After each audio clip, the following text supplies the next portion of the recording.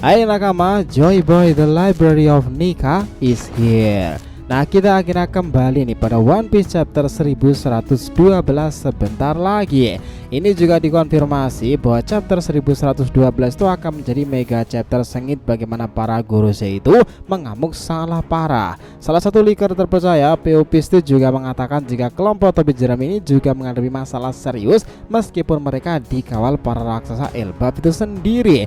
Bisa dibilang ini sudah ending dari saga Egghead ya. Konflik ini sudah berada di puncak-puncaknya. Bahkan Gorosei sebagai perwakilan pemerintahan dunia tertinggi itu memiliki rencananya agar Luffy dan para aliansinya itu gagal meninggalkan Egghead itu. Ketambahan nih, siaran langsung Dr. Vegapunk akan memicu pertempuran besar di abad ini jika hal itu berhasil dilakukan. Lalu kira-kira bagaimana jalan ceritanya? Well, kita akan bahas lebih dalam mulai dari sini.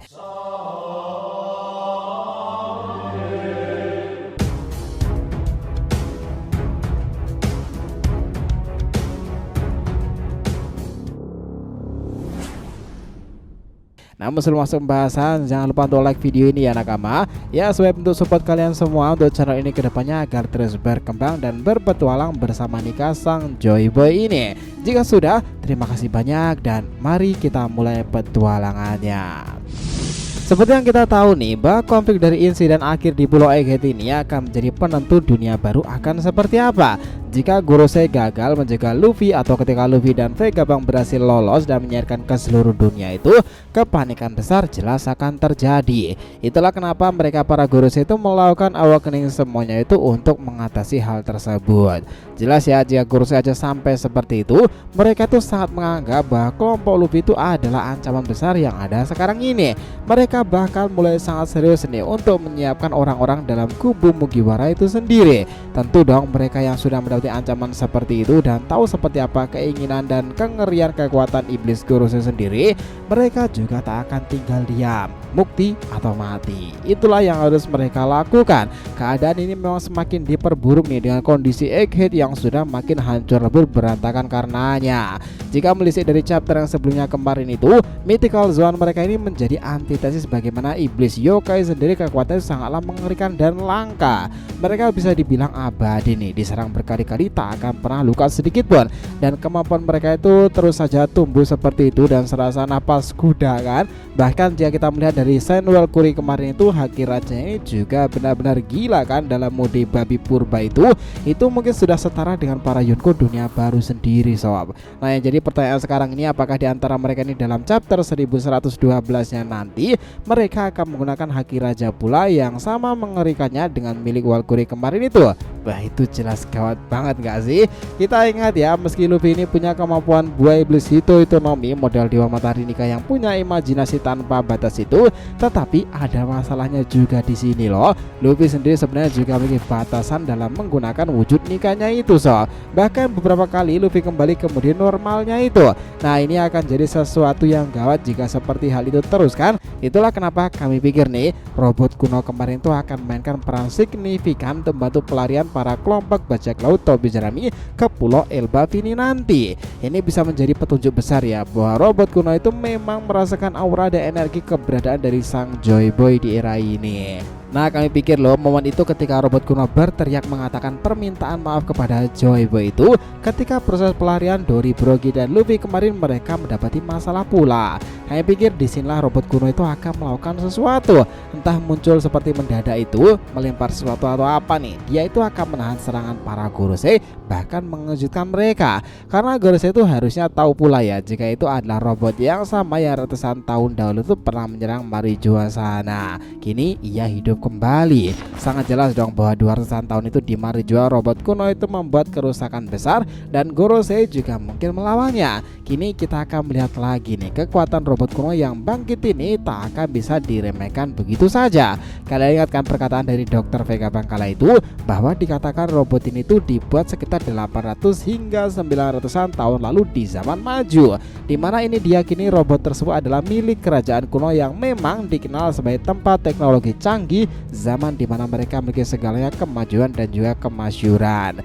Jika robot ini melakukan sesuatu, Gorose sendiri pasti akan mendapati masalah baru nih. Karena sejujurnya besarnya sang robot itu tentu berbanding lurus dengan kemampuannya. Jika dia sudah di hadapan para Gorose sendiri, jelas dong para tetua pemerintahan dunia itu akan fokus untuk mengalahkan robot kuno terlebih dahulu. Karena jika itu dibiarkan begitu saja akan memperburuk keadaan kan. Jika tak dikalahkan secara cepat nih, kesempatan bajak laut Mugiwara dengan aliansinya untuk menuju Elbaf sendiri pun semakin besar pula. Dan Gorose menanggalkan rencananya akan kian kecil lagi. Ini menjadi kepanikan tersendiri kan. Kita sendiri malah menganggap gini sob, setelah Dory meniupkan trompet tanda untuk mundur itu, mereka berlarian melewati hutan sana. Luffy yang sudah mencapai batasannya nikah kembali ke mode normalnya. Mereka sejujurnya itu juga sadar nih, jika menghadapi para Gorose terus menerus itu akan menjadi sebuah masalah lagi. Karena para Gorose sendiri itu tak pernah terluka sedikit pun.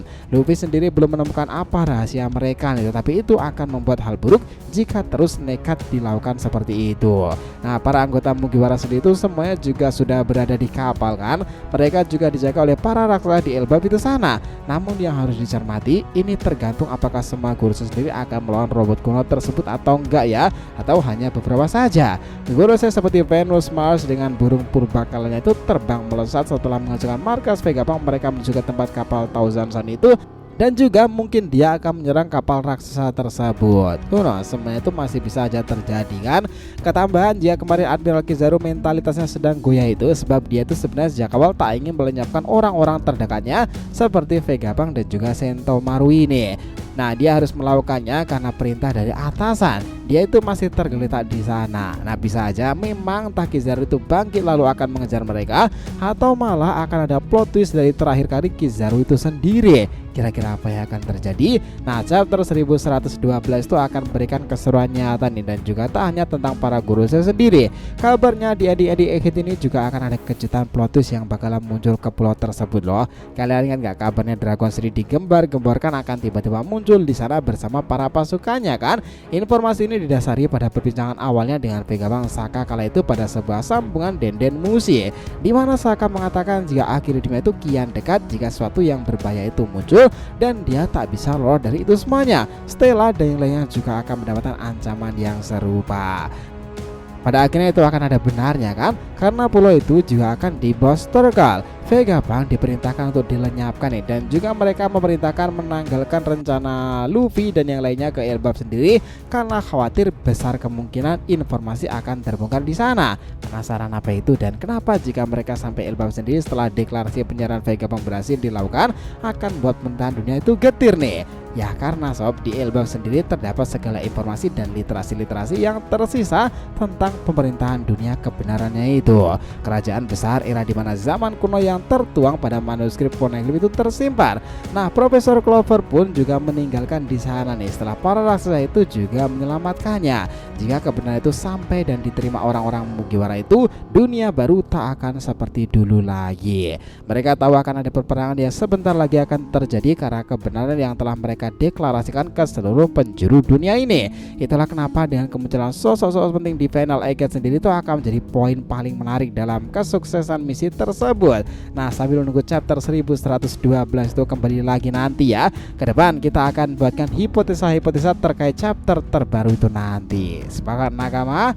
Terima kasih banyak ya telah mengikuti cerita ini sampai akhir. Jika kalian punya pendapat langsung aja komentar di bawah nih dan akan kita usahakan respon. Oke? Sampai jumpa di video selanjutnya nakama, dan Joy Boy Sang Nika telah kembali ke peradaban One Piece.